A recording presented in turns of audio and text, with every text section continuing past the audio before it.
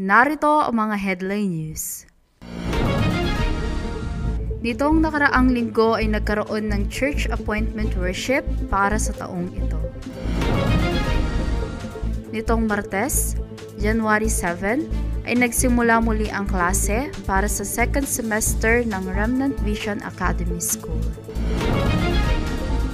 Ang Tyrannus School 3-day weekend age na nagsasanay ng mga remnants upang tumayo bilang mga spiritual summit, skill summit at cultural summit na magliligtas ng 237 at 5,000 tribes sa pamamagitan ng tanging gospel ay maayos na nagpapatuloy.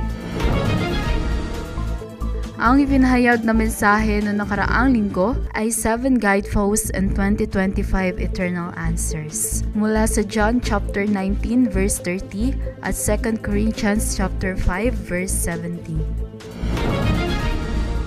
Magandang araw! Narito ang OLMC News.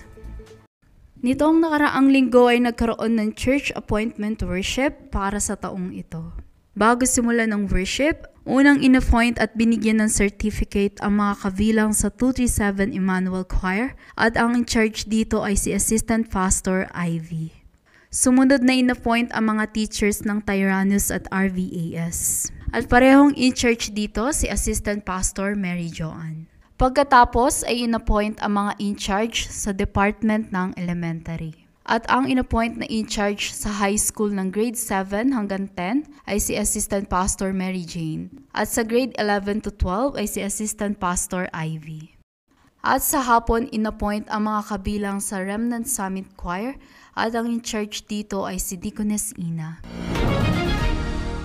Nitong Martes, January 7, ay nagsimula muli ang klase para sa second semester ng Remnant Vision Academy School. Bago simulan ng klase ay ginather muna ang mga RVAS students kasama ang mga teachers at kanilang mga magulang sa church at ibinahagi ni Assistant Pastor Mary Joanne ang mensahe ng daan ng kaligtasan. Ang klase ng RVAS ay tuwing Martes hanggang Biyernes mula 8:30 ng umaga hanggang alas 12 ng tanghali. Nawa patuloy nating ipanalangin ang mga RVAS students na ma-imprint, root at nature sa kanila ang tamang gospel at ma-raise up sila bilang spiritual summit, skill summit at cultural summit. Ang Tyrannus School 3-day weekend age na nagsasanay ng mga remnants upang tumayo bilang mga spiritual summit, skill summit at cultural summit na magliligtas ng 237 at 5,000 sa pamamagitan ng tanging gospel ay maayos na nagpapatuloy. Mayroong bagong schedule para sa Tyrannus School 3-day weekend age. Tuwing Biyernes ng 6:30 ng gabi ay prayer worship. Sa Sabado, mula alas 9 ng umaga hanggang alas 12 ng tanghali ay para sa core message training.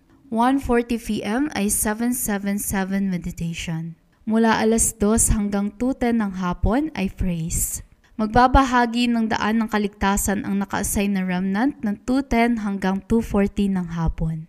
At pagkatapos, 2:40 hanggang 3:10 ay pulpit message concentration. Ang music class naman ay magsisimula ng 3:10 hanggang 3:40 ng hapon. 3:40 hanggang alas 4 ng hapon ay break time. Mula alas 4 hanggang 4:30 ng hapon ay Korean language class. At 4:30 hanggang alas 5 ng hapon ay sports tulad ng badminton. Pagkatapos, alas 5 hanggang 5:30 ng hapon ay oras ng paglilinis. At 6 o'clock ng gabi ay 70 disciples training. At sa linggo ay parehas ng schedule ng worship sa ating church. Nawa patuloy nating ipanalangin ng mga Tyrannus remnants na ma-erase up sila bilang mga main figure na pinanghahawakan lamang ang tipan at tanging gospel. Ang ipinahayag na mensahe noong nakaraang linggo ay 7 guideposts and 2025 eternal answers. Mula sa John chapter 19 verse 30 at 2 Corinthians chapter 5 verse 17. Unang ipinahayag sa mensahe, ang guidepost ng Mount Calvary na kinakailangan nating ma-experience at panghawakan bilang tipan. At magkaroon tayo ng resolution na si Jesus ang Kristo ang solusyon sa lahat ng problema. Pangalawa, ang guidepost ng Mount of Olives. Sinabi sa mensahe na ang iyong background ay kaharian ng Diyos. At lagi mong hanapin at panghawakan ang misyon na naririnig mo sa bawat mensahe.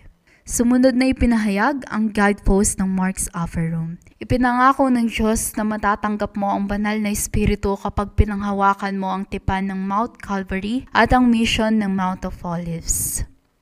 Pang-apat, ang guidepost ng Antioch Church. Sinabi sa mensahe na kahit anumang persecution, tribulation at paghihirap, lagi lang tandaan na iyon ay opportunity para simulan ang evangelism. At ang guidepost sa Asia. Tulad ni Pablo, magawa rin natin i-check ang system sa ating mga sarili at sa field ng 300%. At sa guidepost ng Macedonia, magsara man ng ibang pintuan para sa evangelism, laging tandaan na may plano at inihanda ang Diyos. Kinakailangan mo lang gawin na hanapin mo ang turning point sa iyong buhay at i-challenge ang iyong sarili. At huling ipinahayag sa mensahe, ang guidepost papuntang Roma. Sinabi sa mensahe na kinakailangan ring nating makita ang Roma at ihanda ang 300% system na magliligtas ng 237 at 5,000 tribes. Announcement. Mamaya alas 6 ng hapon ay Assistant Pastor's Devotion Worship with Offering. Mamaya alas 3 ng hapon ay Elder, Senior Deacon, Senior Deaconess, Visit Camp sa Mascap. Sa January 13, Lunes, alas 9 ng umaga hanggang alas 4 ng hapon ay ang simula ng PRTS Second Semester 2024 to 2025. Sa January 13, Lunes hanggang January 17, Bernes ay District Group Opening Worship with Offering mula 8 hanggang 9:30 ng gabi. Sa January 13 ay District 1 at 2. Sa January 14 ay District 3. Sa January 15 ay District 4 at 5. At sa January 16 ay District 6 at 7. Sa January 14, Martes, 7 p.m. ay Southeast Asia Evangelism School online dito sa simbahan at ang simula ay 6:30 p.m. Sa January 14, Martes hanggang January 17, Bernes ay Evangelism Ministry sa Cabanatuan at Bolinao. Sa January 20, Lunes hanggang January 24, Bernes ay Mission Now's Opening Worship with Offering. Sa January 23, Huwebes 6:30 ng gabi ay Healing Evangelism School with Offering. At sa January 27, Lunes hanggang January 30, Huwebes ay Kyungnam College Evangelism Mission Camp dito sa Montalban. Nawa, sa linggong ito ay matamasa mo ang pagpapala ng 7 Bartizans, 7 Journeys at 7 Guideposts bilang panghabang buhay na sagot. At dito nagtatapos ang OLMC News. Maraming salamat.